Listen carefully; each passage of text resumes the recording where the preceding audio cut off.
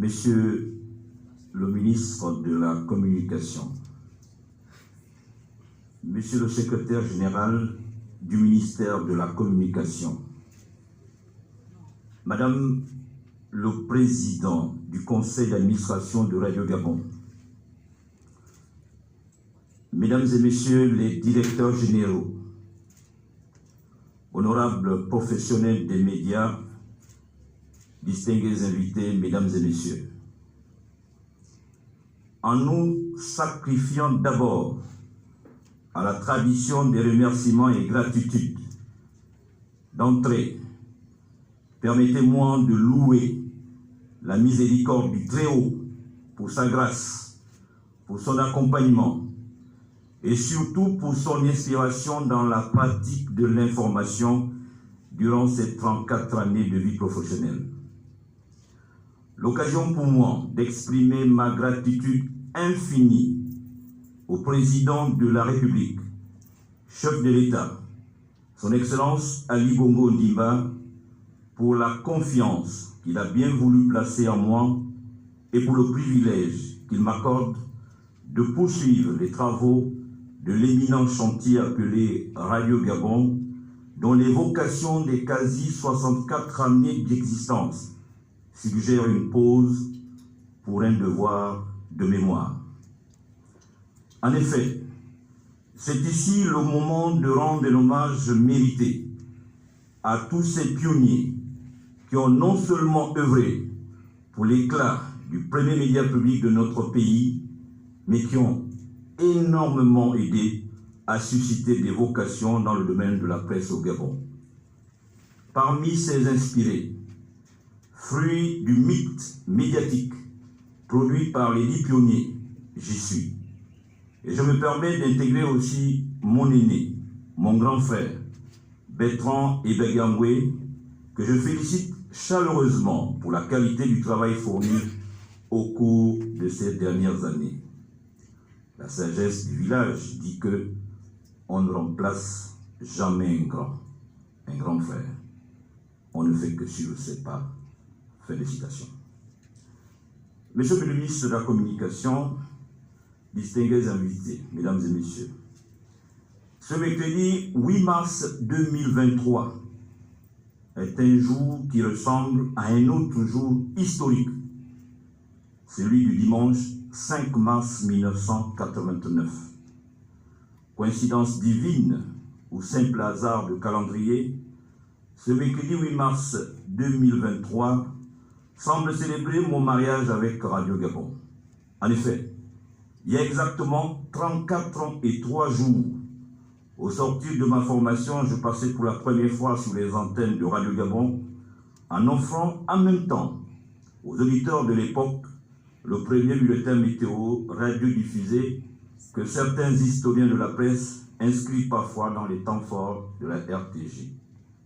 Bref, 34 ans après, et en tournant le dos au symbole professionnel historique, il s'agit maintenant de conjuguer le présent en essayant de répondre à de pressantes attentes d'actualité que d'aucuns traduisent sous forme d'interrogations bien précises ou essentielles.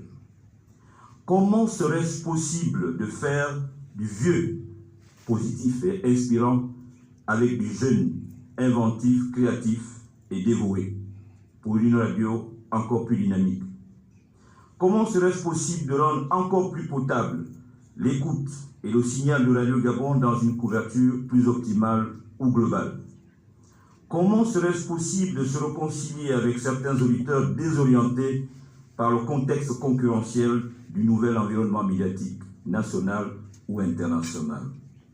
Comment serait-ce possible de finaliser un modèle économique pour le rêve d'une autonomisation financière progressive? Comment serait-ce possible d'écouter les stations provinciales, d'écouter le grand Gabon, le Gabon de l'arrière-pays, le Gabon profond, dans le grand Libreville? Comment serait-ce possible de s'arrimer culturellement à la radiodiffusion numérique? Comment, bref, autant de comment, autant de questions, autant de spéculations sur les moyens d'y répondre efficacement.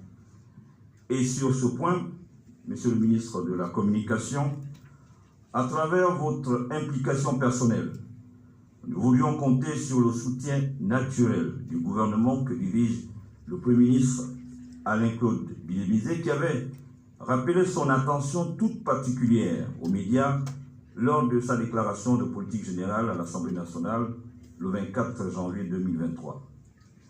À côté du soutien du gouvernement, l'expérience nous suggère de compter d'abord sur le capital humain, sur les hommes avec lesquels la collaboration devrait être placée sous le sceau de deux tandems inséparables, créativité et rigueur, humilité et courtoisie.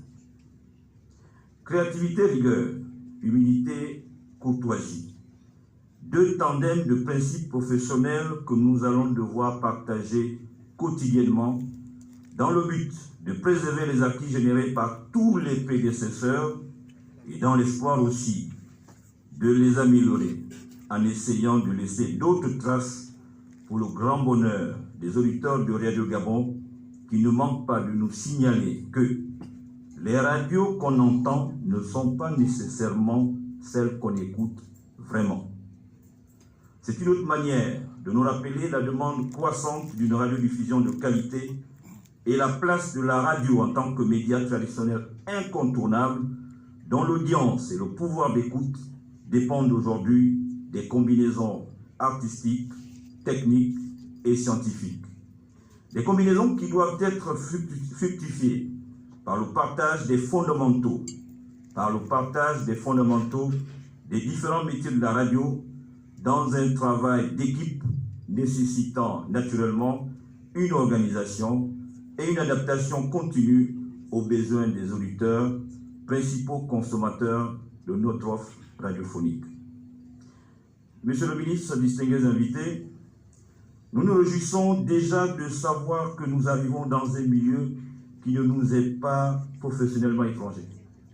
Certes, un atout psychologique majeur, mais en détectant d'avance le piège des émotions, nous devrons savoir nous débarrasser de quelques représentations sociales ou référents culturels encombrants, contraires aux enjeux professionnels et républicains, contraires aussi à la vision politique des plus hautes autorités de la République qui nous rappellent sans cesse, depuis le 28 novembre 1959, que Radio Gabon, c'est la promotion du patrimoine culturel national. Radio Gabon, c'est la promotion de l'unité nationale.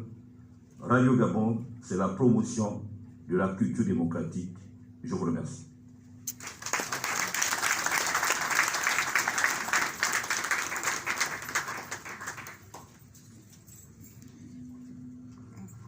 Mesdames et messieurs, après ce mot